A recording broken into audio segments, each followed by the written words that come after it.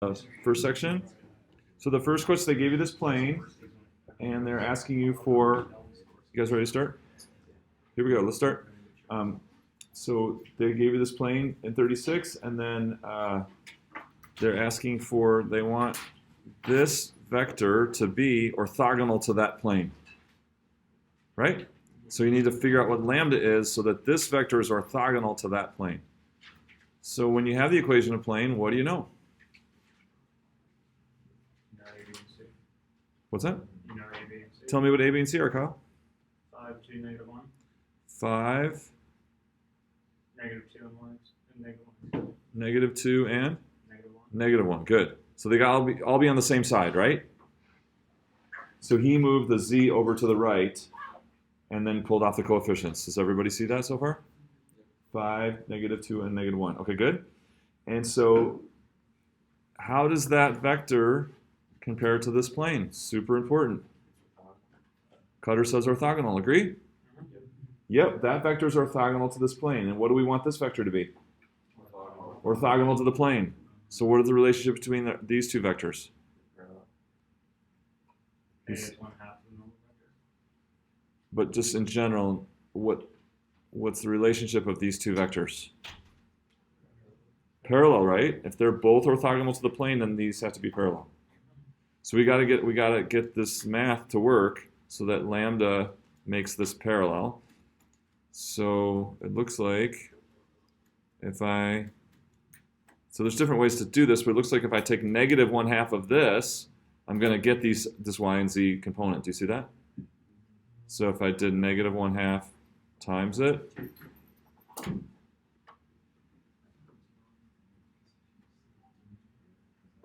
I mean, basically, you could say this equals k times this. And what would k be, right? So if you multiplied this by some constant k, some scalar, if you scaled it, you should be able to get this because they're parallel. And what would the k be? That'd be the -1/2, right? -1/2 times the -2 gives you the 1. -1/2 times the -1 gives you the half, 0.5. So I'm going to get -5/2, 1, 0.5. Therefore, -5/2 is the lambda value that does it. So when lambda is -5/2, that vector is parallel to this one because they're constant multiples of each other. One is the scaled version of the other, so they're parallel. Any questions on part A? Does it make sense? Now part B, so this is super important. We got the equation of the plane. We want this point to be in the plane. How do points in the plane relate to the equation of the plane? Super important. Does it equal that -7? Not quite. Can you just plug them in? So can you plug a plus 1 into x, and then a into y, and a minus 1 into And why? Why would that make sense? If this is a point on the plane, how does that relate to the equation of the plane? It represents the x dot, y and z, or one of the points, which is x0, y0, z0, and then you can plug that in. So that's if we're writing a plane, we're starting with a given point. Now we have an equation of a plane, which is, say, 5x minus 2y minus z equals -7. Yeah. How does this equation relate to points on the plane, meaning ordered triples?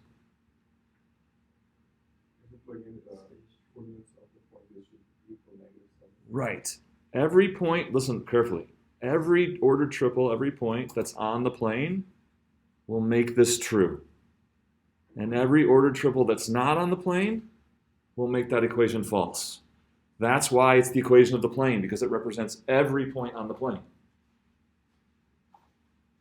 It gives you every point on the plane in such that every ordered triple that's on the plane makes that equation true. Every ordered triple that's off the plane will not make that true. Super important. Because this is that's the most important thing about equations of planes, to know that it's mathematically representing all the points. on the plane by mathematical truth, right? So therefore, then does Chris's suggestion work? Chris wants to take a plus 1 and put it in for x, a and put it in for y, and a minus 1 and put it in for z. Does that work? Yeah, if we're going to force it to be a point on the plane, then this should be true, that if you plug in the x and you plug in the y and you plug in the z, it'll be negative 7.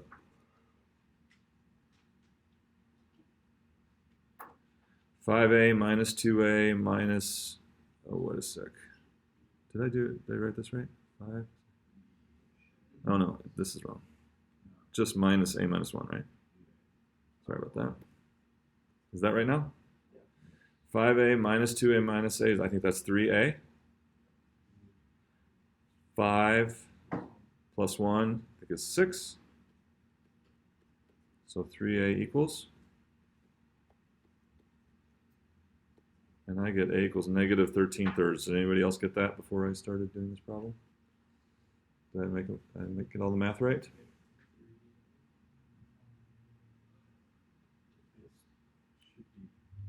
Should be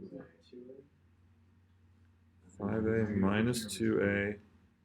Oh, this is 2a, right? Thank you. I agree. So negative 13 halves. Is that better? Good. Cool. Every point that's on a given plane, its ordered triple, x, y, z, will make the equation of the plane true. If you plugged in the x, y, and z, it would make the equation true. And if it's a point that's not on the plane, you try to plug it in, it'll make the equation false. The equation won't work. That's the very reason why this represents the plane, because it's giving you all x, y, z ordered triples that are on the plane. Questions on 36? All right, cool. How about 40?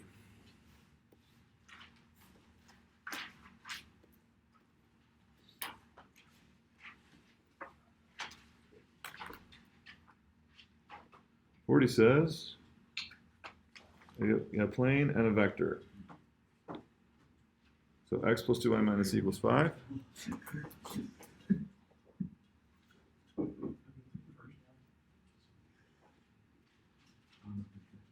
And a vector 2 minus 5, 3.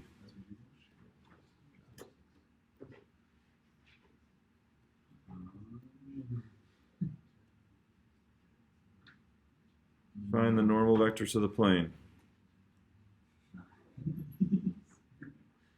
What's the normal vector to the plane? Caden.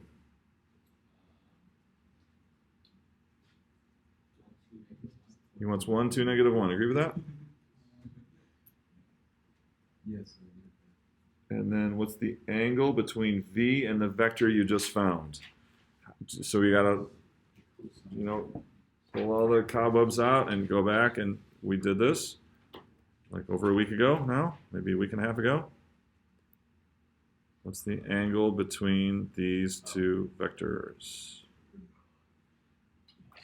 Remember how we had a way to do that? Yeah? Magnitude first times the magnitude, second times cosine theta, and solve algebraically. What is the magnitude of the first times the magnitude of the second times cosine theta? What is that?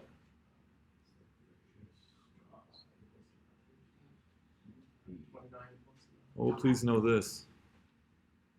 Just in general. Forget. Cosine theta. Oh, no, it's the cross one. The dot.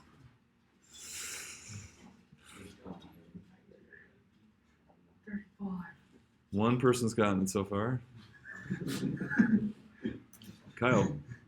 Cosine theta equals like vector 1, vector A times vector B. I'm just asking what this is, regardless of this problem. Like, what is this?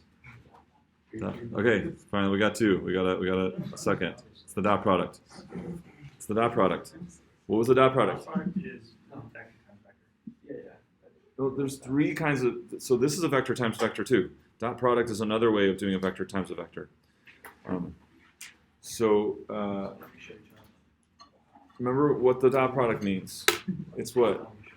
How much of A is the direction of But before that, yeah, that's part of it. But the dot product, first and foremost, is Product of the two vectors. product of the magnitudes. It's the product of the magnitudes, but only as much as parallel in the same direction, exactly. So that's the product of the magnitudes, but only as much as they're in the same direction. So, for instance, in this picture that I drew, it would be the length of this vector, what, times the length of that. The length of this vector times the length of the red segment is the dot product. So this is the dot product is using the two ways of computing the dot product is the way that we find the angle between vectors. So we do the magnitude of A. So say this is our A vector and this is our B vector. We're going to do the magnitudes of each. Square root of 38? Square root of 6? Equals? So now we need another way to do the dot product. Well, that's where you multiply the components and add, right? So 2 minus 10 is negative 8, negative 11? Tell me how these, so just without going any further, tell me how these two vectors are oriented tail to tail if their dot product is negative.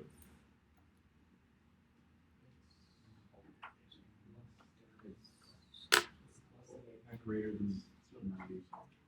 Less than what, Lucas? 90 degrees. Less than 90 if it's negative? Yeah, this is more, right? So when they're in the same direction, you get positive. Yeah, so when they have a component, when one has a component in the opposite direction of the other is when you get a negative dot product. So this is an obtuse angle. We're expecting an angle greater than 90. Obtuse. Okay, so cosine theta equals negative 11 over whatever. So then it's the arc cosine of that. Okay, is there another question on this one? 40. So how do you find the angle between two vectors? Put them tail to tail, first of all. Put them tail to tail. And then you use the dot product. We use the two ways of computing the dot product, solving for the theta. There's a part C. Right. Just want to review that. Okay, C. Angle between V and the plane. V and the plane. Okay, that's a good question. So, what were these vectors again?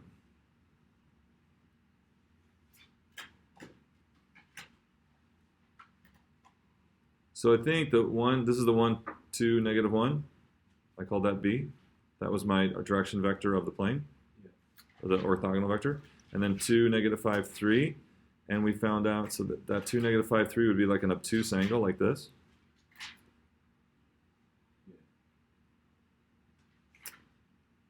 So whatever that arc cosine of this thing was, is this angle right here. Call it beta. Called alpha.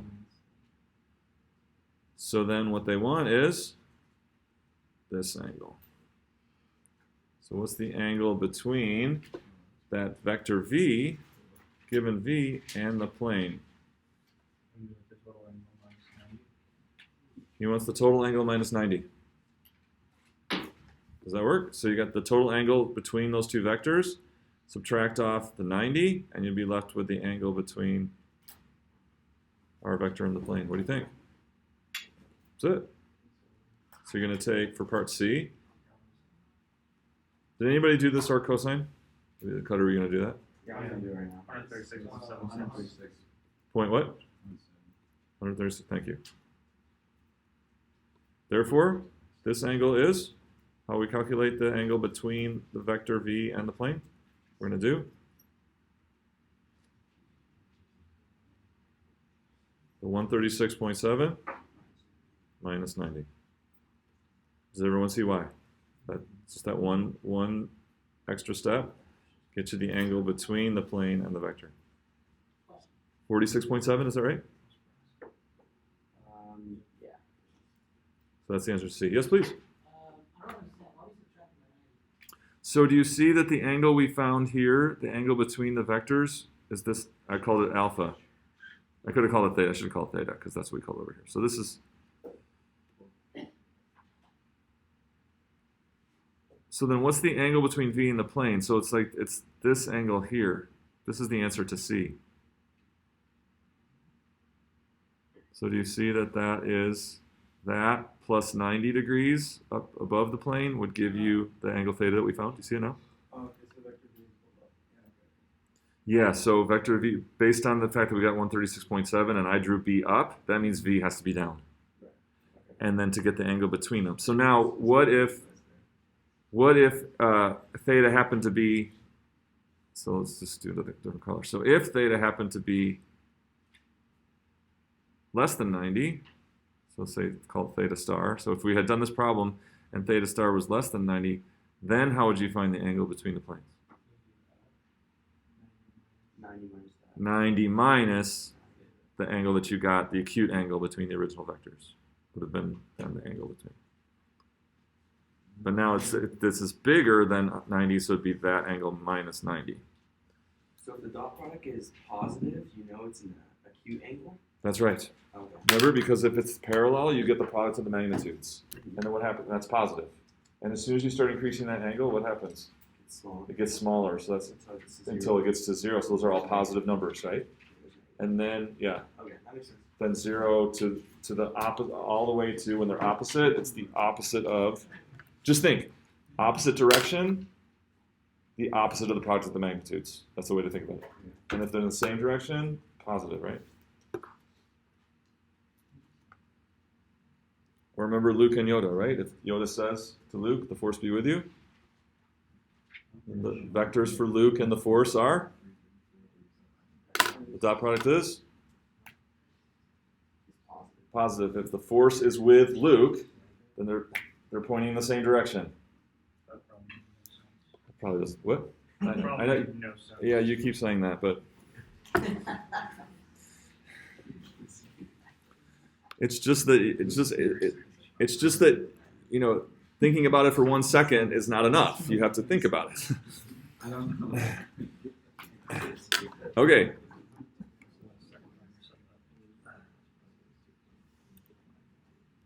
How about 33?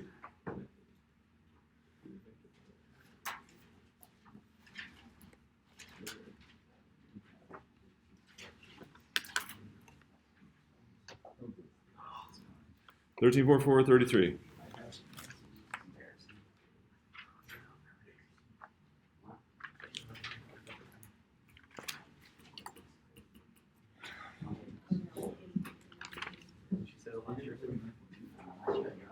Okay, good problem to do here. 33.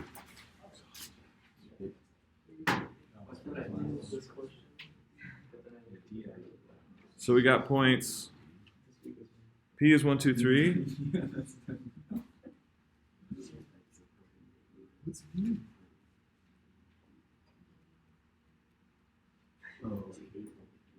R is 2, 5, 3.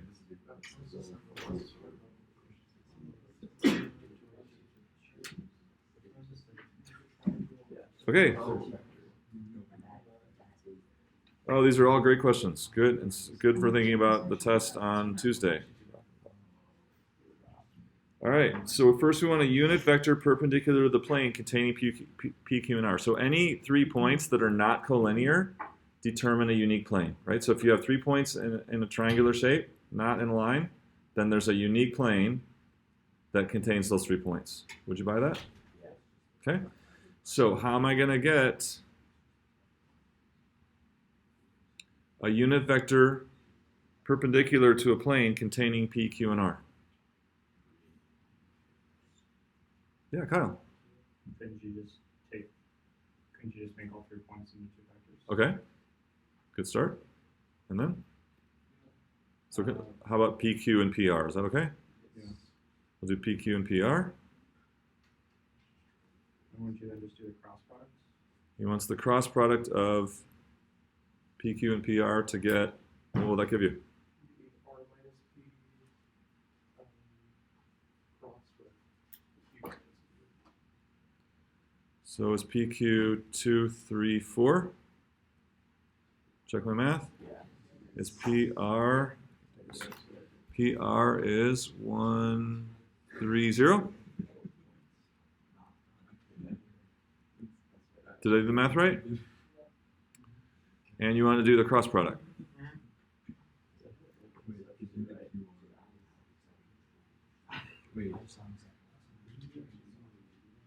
Okay, and so once you've done the cross product enough times, you can see how you don't need to write these two first columns again, because let me show you that. So, okay. Okay, so if you're having productive math discussions, that's awesome. If you could just whisper, it's hard to talk over you guys, especially when there's like talking at two different tables. So just whisper if you're having good conversations. If they're not productive math conversations, I'd ask you not to have them at all. Okay.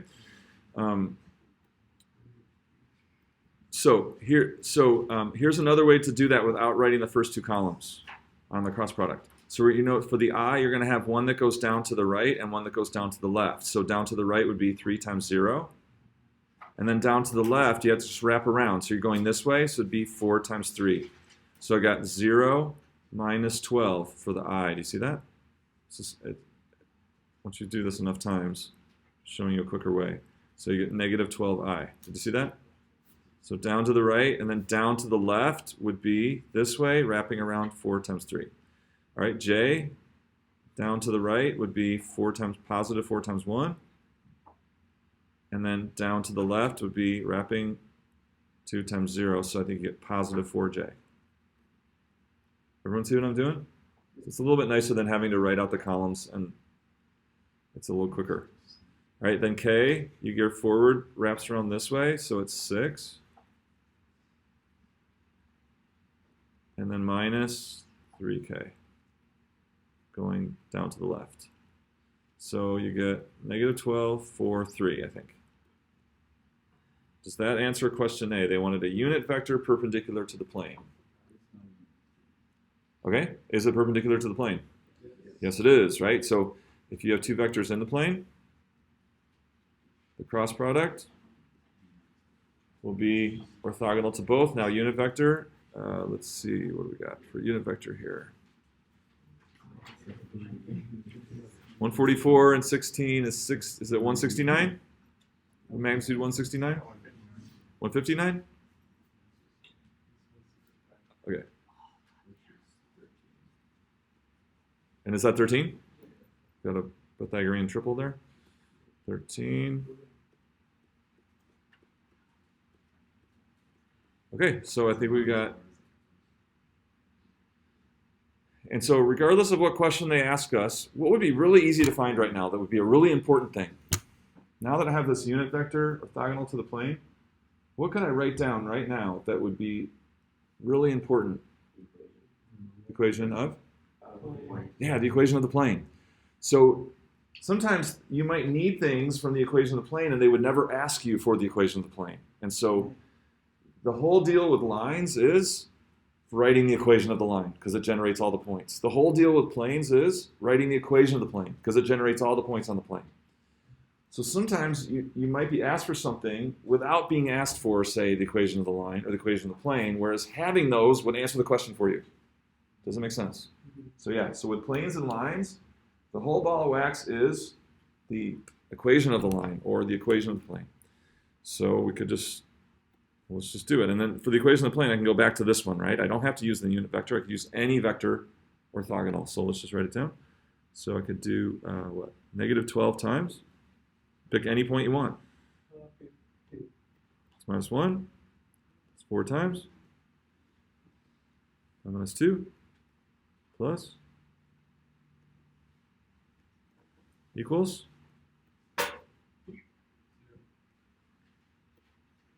So maybe in the subsequent questions here in this problem, maybe that equation of that plane is going to come in handy. Maybe not, but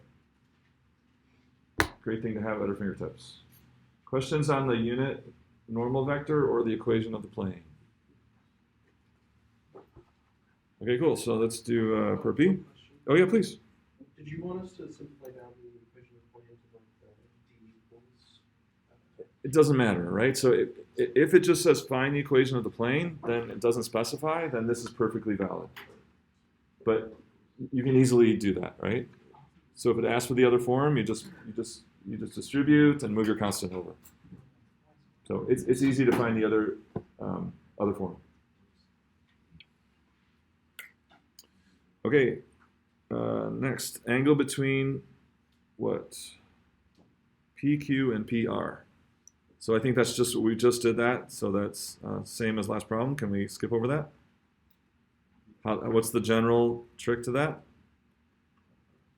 Dot product. Two different ways to get the angle between vectors, tail to tail. It's using setting the two different methods of computing the dot product and solving for the angle, right? So don't forget that. See? 33. The area of the triangle, PQR.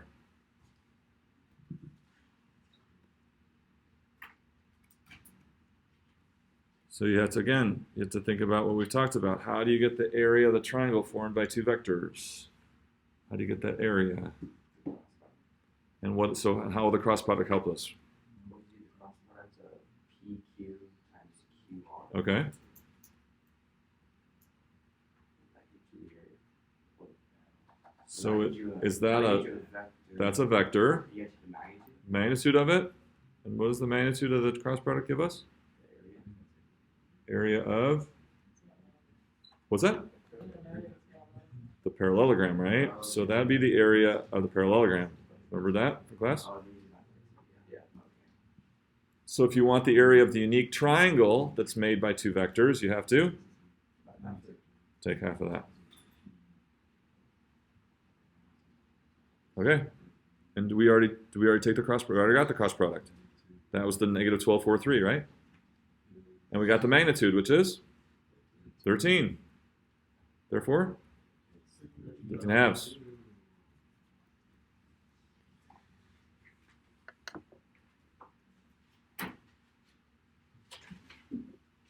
Questions? 33D. The distance from R to the line through P and Q.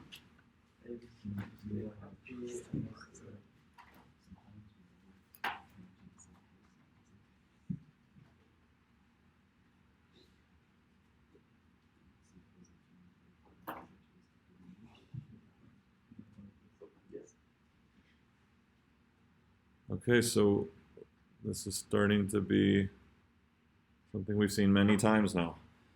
I'm going to get the distance from R. Let's see. Oh, okay, so there's the way we've done this before, and now there's a real slick new way to do this. So anyone have a suggestion how we can find the distance from R to PQ? PQ vector, P to R vector. Okay, good. So P to Q vector, we have that. So we want to project what onto what, Ryan? P to R onto PQ. So you can project PR onto PQ, and that would give you what? That would give you this vector, right? Oh, that, yeah, sorry. So you're asking for the numerical. And then how does that? How will we get the distance then from there to there?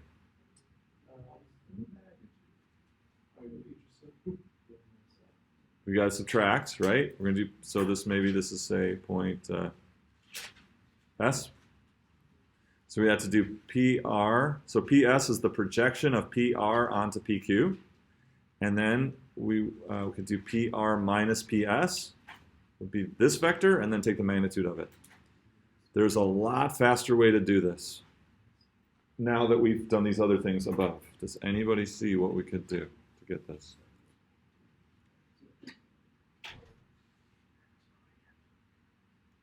So that method that we just talked through, perfectly good, and we've seen this maybe like half a dozen times now in different problems.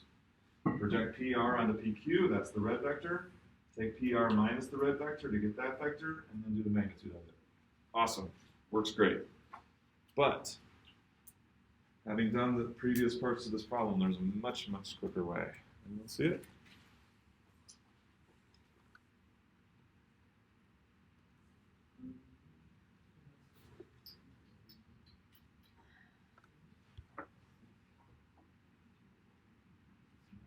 Remember this triangle PQR? What does the distance from R to PQ have to do with that triangle? It's the height of the triangle, right? How can we, what is the area of a triangle? What is it?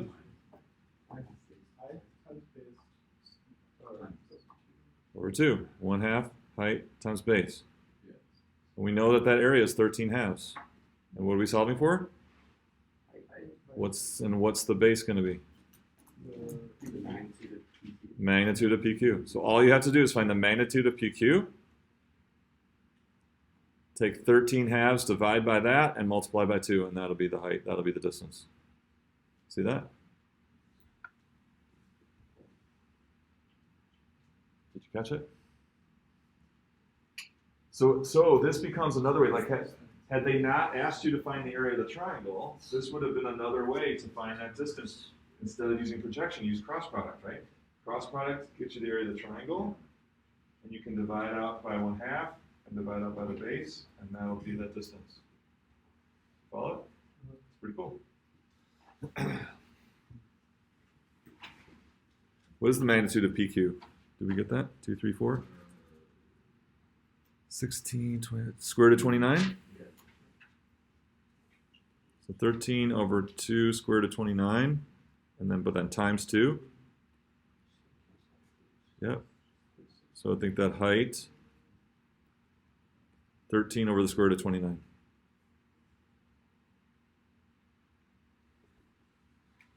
What would you rather do? That way or the other way? Definitely the other way. Go for it. Be my guest. Okay. Any other questions? So that was a half an hour on homework questions, the most commonly picked. Let's get ready for a quiz then. There's no questions. Shoot.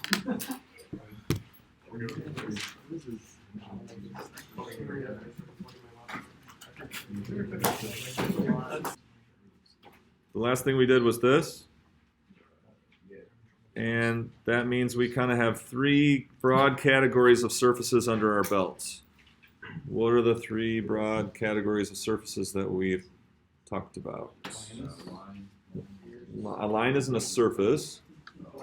Planes.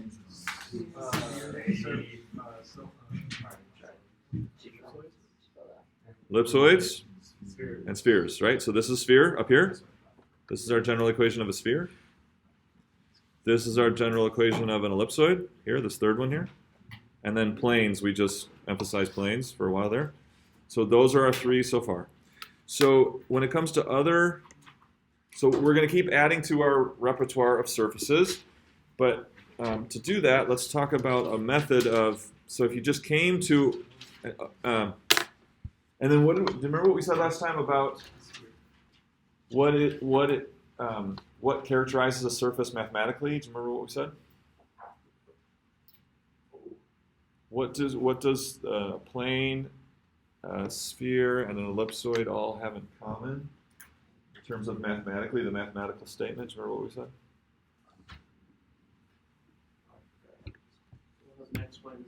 Yeah, so let's see.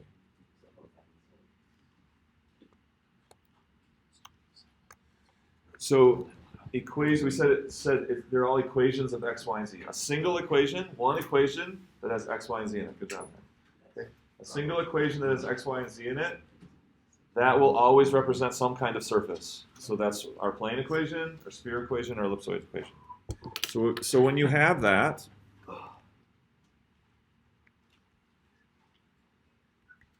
I'm going to show you a way to kind of figure out what the surface is from scratch.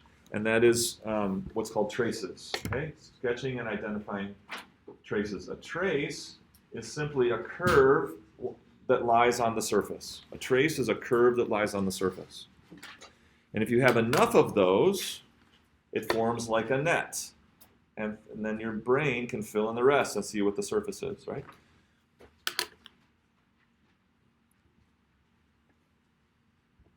So, let's see if you can do this without writing it down word for word. You'll have the video. But by setting x, y, or z to different constants, the remaining equations with two variables will create a curve in space, and that will be a trace on the surface. That will be a curve on the surface. And then if you do that enough times, like I said, you build like a net of curves, and then your brain can just see from the net and see what the surface is like, meaning all the points. So the net forms like a skeletal structure of the surface. So in order to do that, we have to be good at sketching curves, right? So traces are curves. So here's kind of a review summary of curves of R2 in 2 dimensions. So the first is parabolas. Here's a way of expressing parabolas. It'd be different than you've seen before, but u minus a equals k times v minus b squared. So you have a linear term and a quadratic term.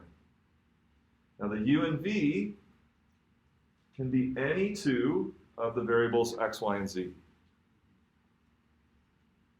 So if we're doing y traces, like if we're setting y equal to constants, and we're getting parabolas, those parabolas will be of x and z.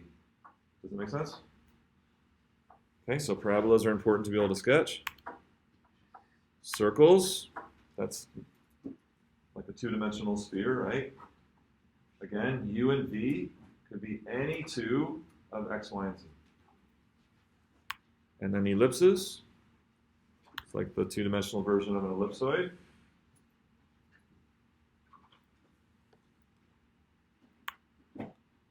Hyperbolas are like ellipses, but with a minus sign. But good news, we're not going to do many examples with hyperbolas, okay? So that's just for your information, but we won't do too many examples of those. And then finally, lines would be both terms are linear, right? U is to the first power, and v is to the first power.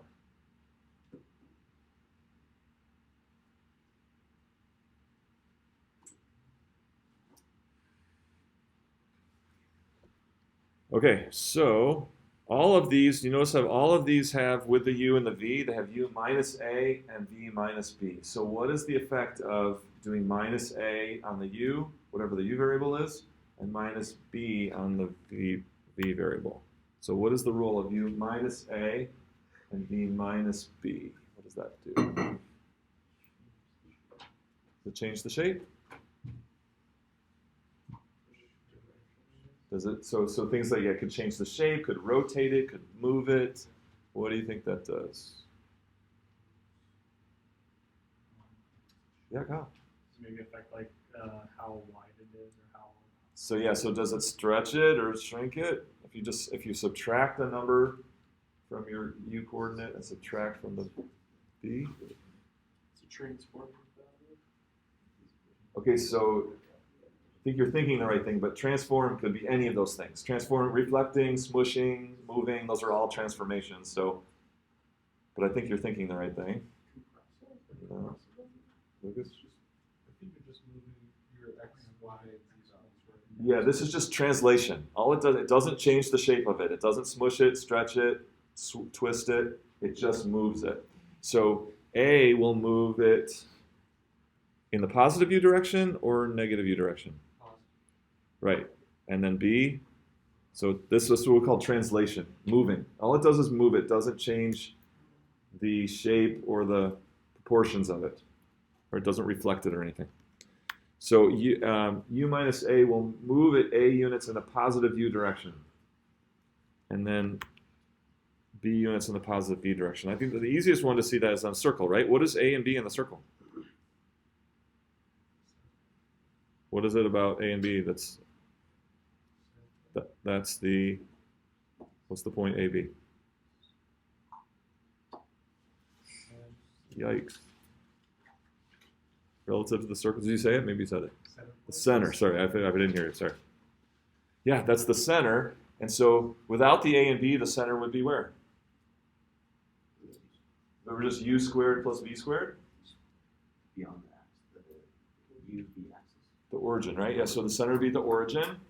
So by moving the center to AB, you're just translating the circle to the point AB, which means positive A units, positive B units. Does that make sense? Right? So without the A and the B, you'd have a center circle at the origin. Centered in AB, you just move the circle to AB.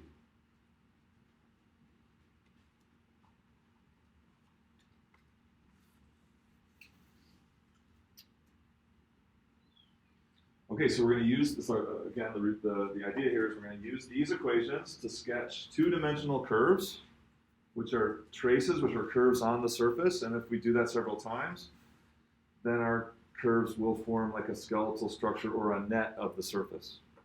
And then our brain can fill in the rest.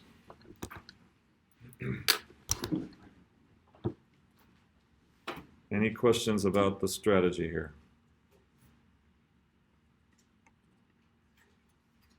All right, so let's do an example.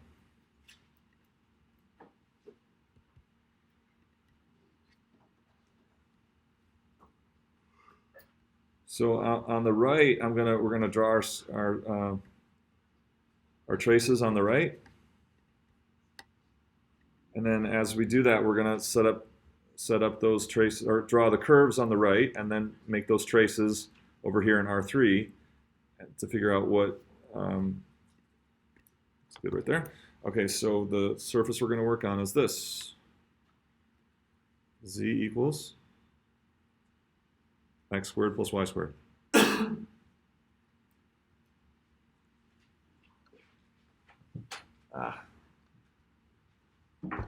Happened. There we go.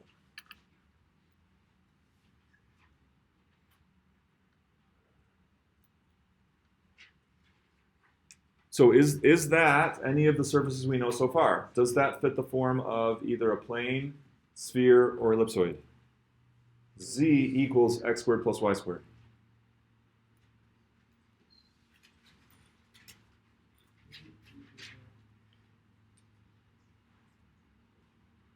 And the answer is no, right? So a sphere would be like x squared plus y squared plus z squared, or with minuses in there. X squared plus y squared plus z squared equals the radius squared, so it's not a sphere. Ellipsoid is similar to a sphere, so it's not that. And it's not a plane, because in a plane, all the variables are linear, right? Power 1, x, y, and z all at power 1. Okay, so this is something different. So we're going to figure out what this is by doing the traces. So here we go. We're going to do, we'll start with setting, and to get traces, we're going to, like I said, take one of the variables and set it equals to constants. So we're going to say like x equals.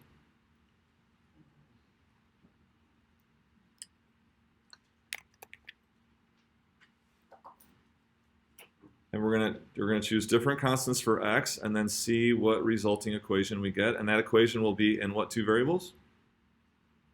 Y and z. So we're going to, when we graph those, we're going to graph in the y-z plane. So this is going to be y here and z here. So like x equals 1. What equation do you get when you set x equal to 1? Z equals, he wants y squared plus 1, agree?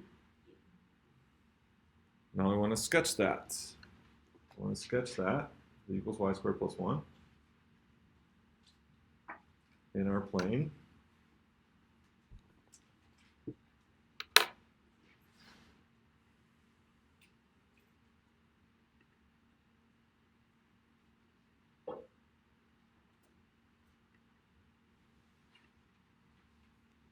And is this right? Is this it?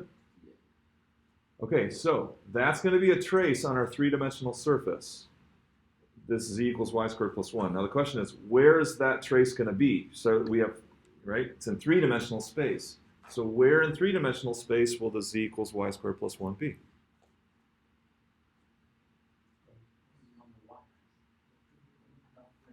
So the answer to that question is, where did this come from? It came from, what did we do to get this? When x equals 1. So this is always true when x equals 1. So where does this parabola live? on the plane x equals 1. And where's that? Where's the plane x equals 1? X equals 1, I don't know. Like, to describe it relative to the screen. Where is it relative to the screen? Out of the screen towards us.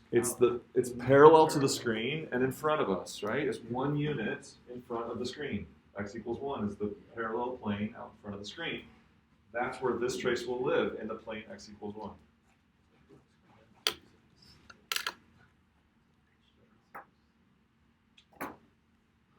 Here it is. See that? So that's the plane x equals 1. And that's where that parabola y squared plus 1, z equals y squared plus 1 lives.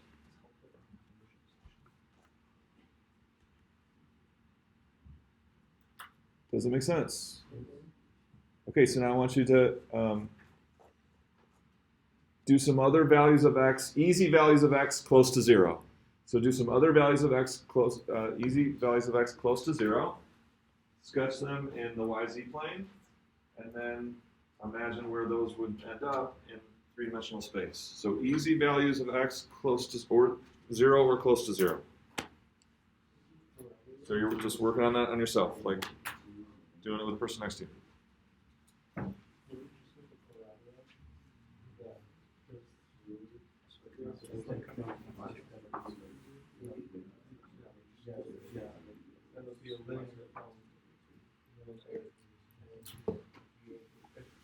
So you just keep drawing the traces onto this graph. Yep. The ultimate goal is to also trace it on the surface, so it makes like a net, like outline of the shape.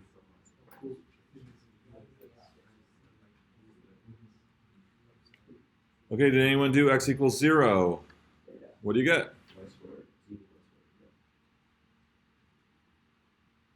And so that is the kind of our standard reference parabola. Goes through, what's the vertex? Goes through the origin, right, for the vertex. And where would that live in R3? Where would that live? The YZ plane, the plane of the screen, right? The plane of the screen. So let's look at that. That would look like this. No, this. So x, that's the y z equals y squared, and you'll get a trace in the YZ plane. Now what about -1? What do you get for -1?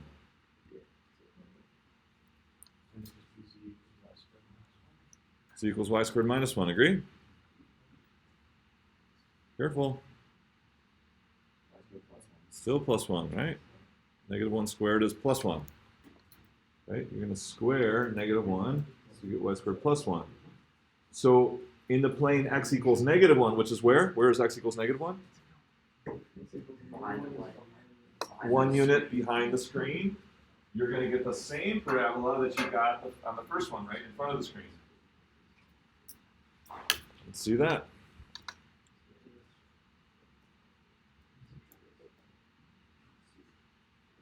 So look, so they get the same one we had with the first time, but now that one is lie in the plane x equals -1.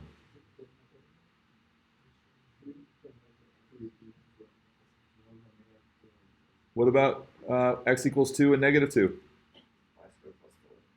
Y squared plus 4. And so what will those look like? Shifted up 4 units, right, from the x-axis. So if we put those all together,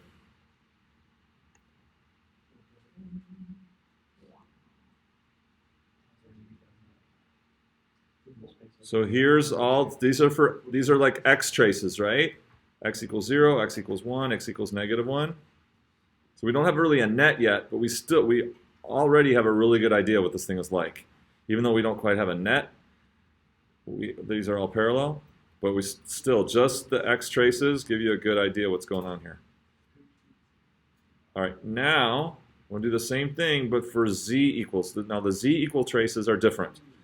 So we're going to start again, and we're going to form traces for constant z values.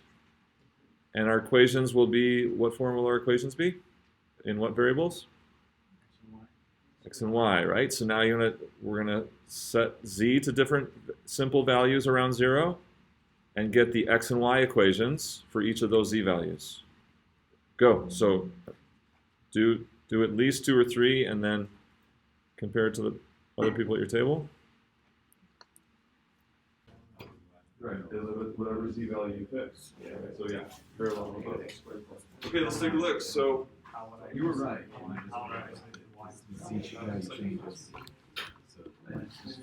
So when you pick z values, different z values, you get something different, right? We discovered that you get what? You get circles now. So say x squared plus y squared equals 1. X squared plus y squared equals 0. What about x squared plus y squared equals -1? Right. In the real numbers, it's not possible. You can't. There's no x and y's that will make that true. And so then x squared plus y squared equals 2, etc. So how about 4? X squared plus y squared equals 4. Tell me about that. What is that? Circle radius 2. And then as a trace on our surface, where will that circle live? Or where will we find that circle as a trace on the surface? 0, 0. The origin? At z equals 4. And what is z equals 4? What is that? Can you describe what z equals 4 is? Parallel to xy plane? How away? Which direction? Up. So z equals 4 is a horizontal plane parallel to the xy plane at z equals 4. And in that z equals 4 plane, there'll be a curve, and that'll be the part of the surface, and that curve will be what? The circle, right. X squared plus y squared equals 4. So radius 2. So let's take a look at that.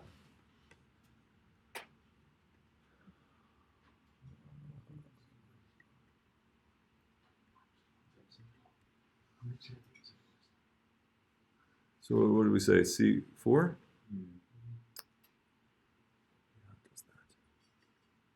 There's c equals 4. So here's the circle. What, radius 2? Now, what plane is this now? This is in the this is xy plane now. Or parallel to it, right? Because we know this is actually z equals, that's that circle right there, and z equals 4.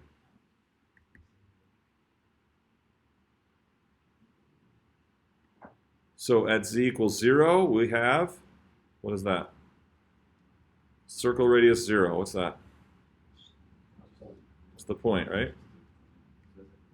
Just that point right there. And then as z increases, what happens to the radius of our circle? It gets bigger. What about for negative z's? Doesn't work. Therefore, what about the surface? It won't happen there. The surface won't live down there, right? It won't live where z is negative because you don't get any x, y, z pairs where z is negative. So if we look at the difference of, right, as c increases, or as z increases, we're at a higher z plane with a slightly larger circle. And so here's all those circles, like 1 through, I think that's 1 through 9 right there. Or 1, yeah. Z equals 1 through 9. And then, so here's another view of it using the z traces.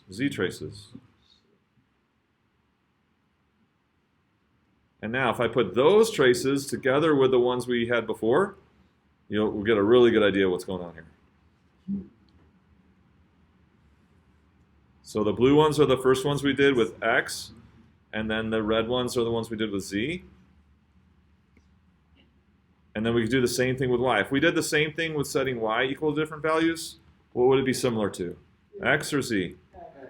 X, but now what? In y planes, right? Perpendicular. And I'll show you those.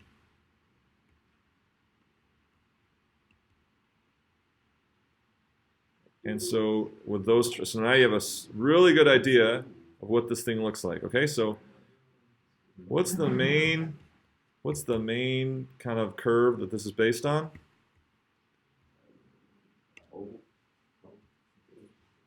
No, the curves that we drew, the main kind of curves that we drew for x and y? Parabolas. So this thing is called a. Some of you are, yeah. Paraboloid. Something like that. Paraboloid. So let's see the whole thing.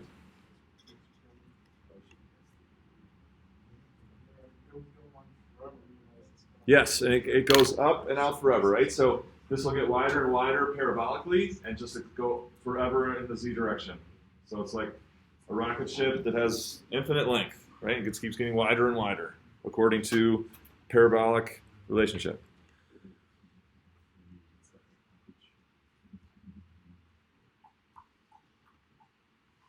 So there it is. Let's do a prettier color here. Instead of pea green. There we go, dark blue, that's cool.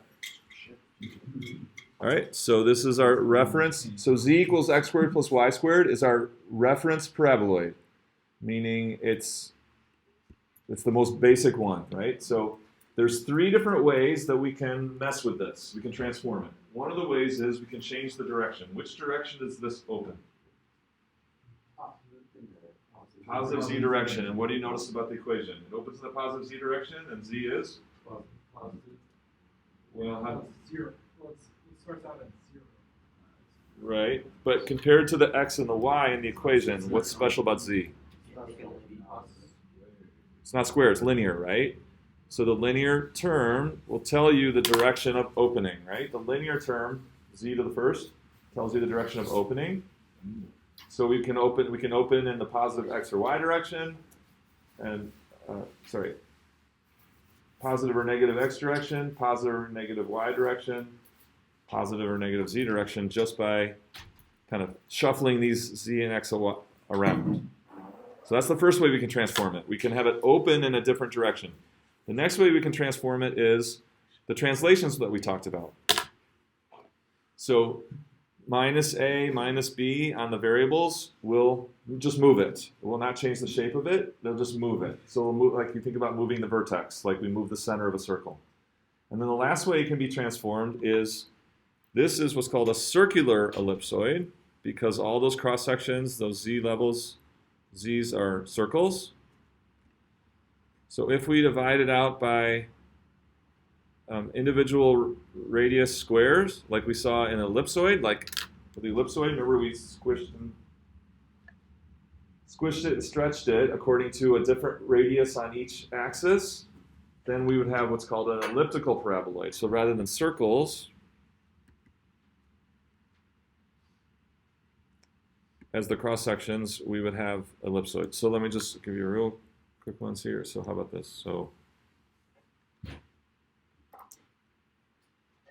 z minus 1 equals negative x squared over 4 minus y squared over 9. So I actually have applied all 3 types of transformations here. I moved it, I changed its direction, and I made it elliptical instead of circular. So can you explain to the person next to you how it's moved, which way it opens now, and how it's ellipse rather than circle? Go, talk to your tables.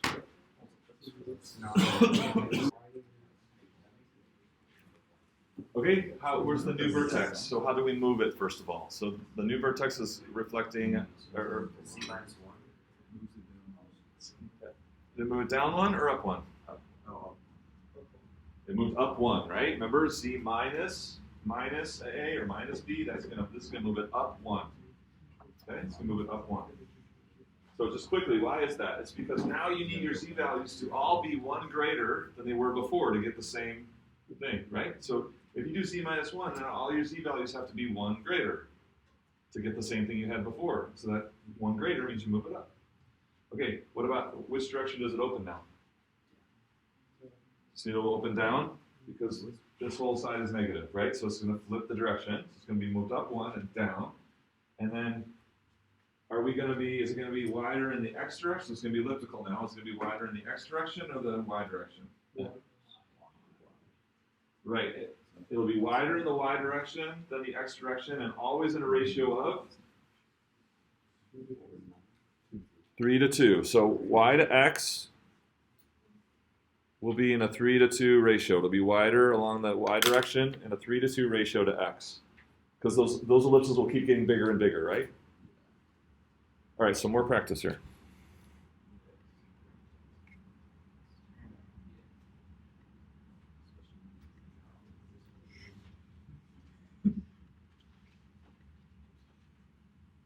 And then one more thing I'll mention. So this is our reference paraboloid. We already did all that. So remember when we set z to various constants, those traces were circles. Remember, those were circles. And settings, so those in particular, those kinds of traces are called level curves. Okay, so that when you do z equals constants, your traces have a special name called level curves. Why? Because you're holding it at a certain level, right? You're at a certain height. So you're at a certain height. So the specific traces for constant z's are called level curves. And have you guys seen a topological map before? Two-dimensional rendering of like mountains or valleys. Okay, those are all level curves, right? If you stay on a line, you're staying at a constant elevation. So those are level curves. Those are traces of the surface of the Earth for constant elevation. So those are level curves on a topographical map. Okay, so here's some practice analyzing 5 paraboloids for vertex, direction of opening, and whether they're circular or elliptical. Quick, take a couple minutes and practice, right? So the first one, opens in what direction? Opens to the right, right? Like if you're looking at X, Y, Z, it will open to the right. Okay, and then what about its vertex? Where is this vertex? The origin. Still at the origin, right? This is not moved. It's not moved from our reference paraboloid. And then circular or elliptical? Circular. Circular, right? Because you're not messing with the radius of X and Z. So can you sketch it? Can you sketch that real quick? Can you sketch that? Just.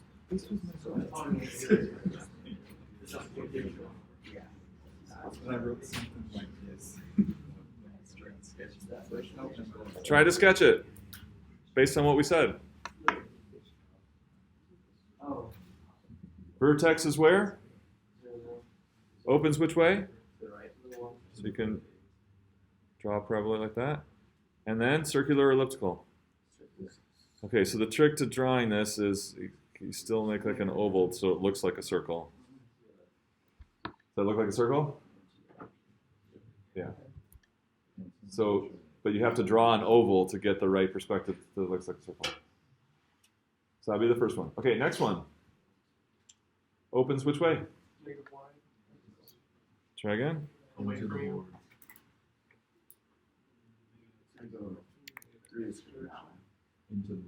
Into, right, it's going to open going back into the screen, right? It's going to open backwards. And then, no, it's going to be circular, and it's going to have it at the origin. So this one's probably harder to draw, maybe. Oh, wow.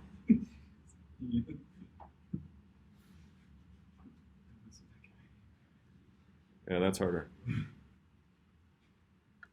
Beautiful. As long as it's good enough, the artwork doesn't have to be good, but it has to be good enough so you're imagining it right in your brain. Okay, next one. Opens in what direction? Up. Where's the origin? Where's the vertex? Still at the origin. So we need a ratio of x radius to y radius. So the ratio would be 3 to, what is squared in the denominator here? 1/2. So this would be divided by 1/4, which is 1/2 squared.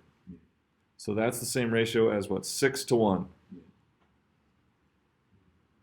So as these ellipses get bigger going up, the x radius to the y radius always remains in a ratio of 6 to 1.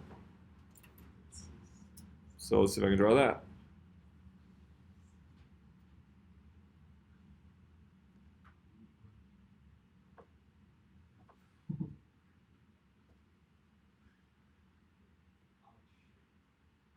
It's going to get better. Whoa. How'd I do? So you imagine this like thing opening up, but it's much, much stretched out in the x direction and smushed in the y direction. Okay, next one. So this one opens in what direction? Towards us. It opens towards us. And then what else is different about it? Vertex is at 1, -2, +4. What octant is that? What octant is the vertex in? Oh, 1. Fourth octant, right? Because it's going to be in this front left top octant. That's 1, 2, 3. That's the fourth octant. And you said it opens in which direction? So here's that vertex up here at 1, -2, 4.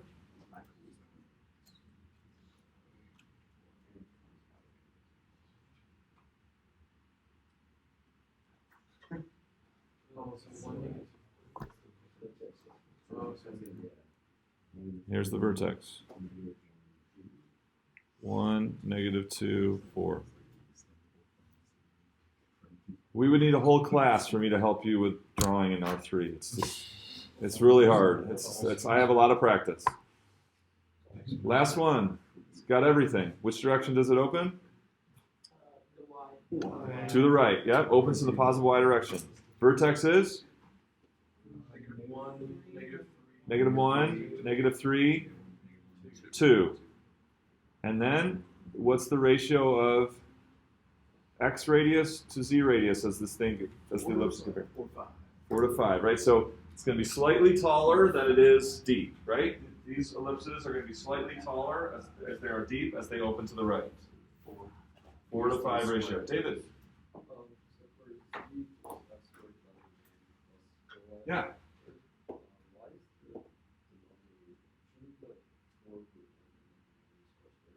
It would be y squared over a fourth, right? 4 times would be divided by 1/4. And that would be squared, so it would be 1/2 squared would give you the 1/4. Do you see it? Is that better?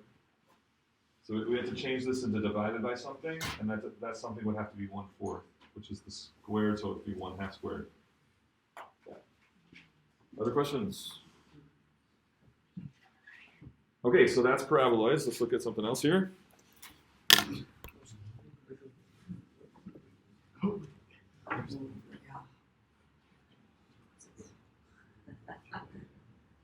Okay, questions on paraboloids. So basically, we think about it as we have our reference paraboloid. That was the one that we worked out with traces, right? And then there's 3 ways to transform it. You can change the direction that it opens, you can move it around, and you can make it elliptical by changing the radii in the different directions. So in the test, all that stuff is fair game. Yeah, this type of question. Yep, like this exercise we just worked on. You like ask for like the ratio of x to y. Yeah, sure.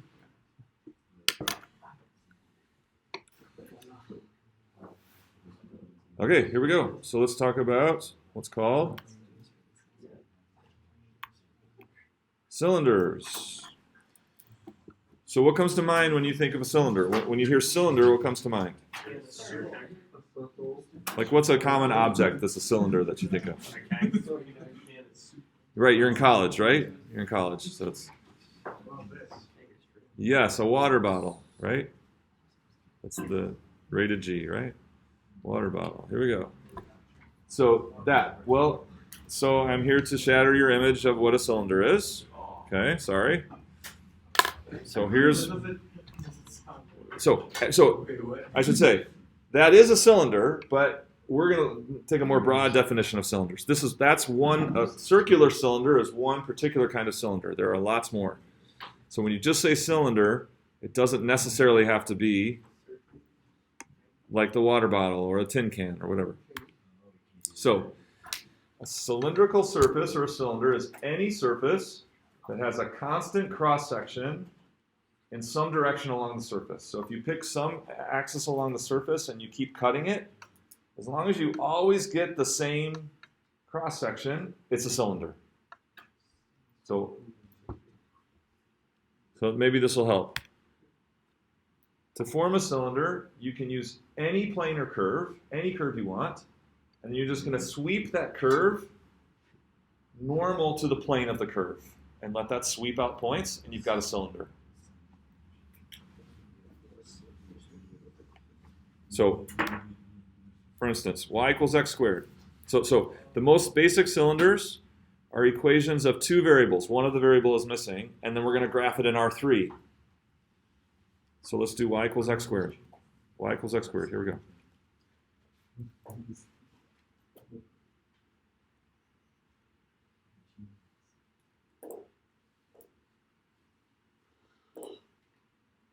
So in R3, in the xy plane, which way does y equals x squared open? Which way does it open? Up, down, left, right, back, front. It opens to the right, right? It would be this would be. And still every time. Oh, it's x squared. Now that's just in the xy plane, right? So if you have y equals x squared and you haven't said anything about z, then z can be anything, right? So this equation means z is any real number that you want, and then you have the relationship of y is x squared. So what would that do to the parabola y equals x squared if z is allowed to be any number? Move it up and down, right? So if I take that parabola and just sweep it straight up and down, I get a parabolic cylinder. So that'll look like this. So just move that point up, move that point up, move this point up.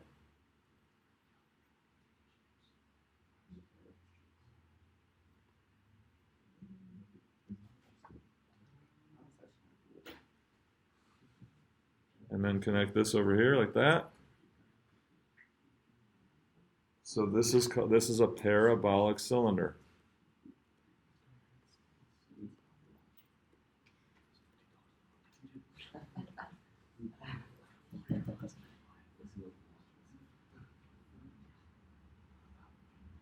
So it's like right? So it's like a curved sheet, but it keeps getting bigger and bigger in the y direction. It's a curved sheet, and it extends up and down in the z direction.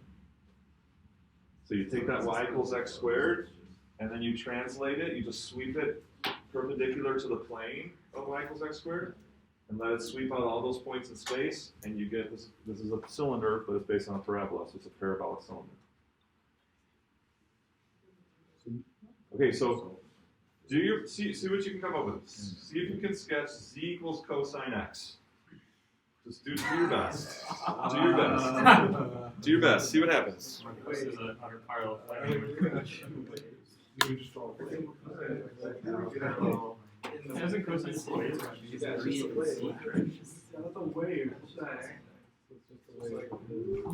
Okay. So just give it a shot. Give it a stab. See if you can sketch it in R3. On that previous example, is this what, from what we talked about and what I drew, is what you imagined? This is y equals x squared. I imagined that, but I didn't draw it. But as long as your drawing is good enough to imagine it correctly, that's all that matters. You don't have to be an artist. But okay, how did z equals cosine x go? It's like corrugated roof. Yeah. Oh, it kind of does. Okay, well, yeah, that's good. Yeah. Two lines. It resourced your computer. I know I did that on purpose. Okay. Oh, shoot. Is that z equals cosine x? Whoa. Cosine's not bad. It looks so flat. So here is here x is to the right and z is up. Right? So this is now I'm putting x to the right and z up. Is that z equals cosine x? You better believe it. But it's in some negative y plane, okay? So how do we create a cylinder out of that?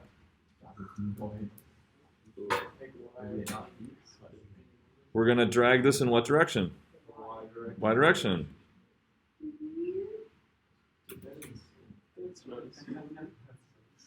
It does look like a sun-shaped ride. Yeah. And so now the yellow surface, that's z equals cosine x in R3 because y can be anything. And then if you, any way you slice it for any y value, you get the same graph of z equals cosine x. Anyone have a decent drawing? Anyone able to make a decent drawing of that? It's hard. If my life depended on it, I'd be dead. All right, how about try this one? This one's easier to draw. See if you can draw this. This is easier to draw. Z equals e to the minus y.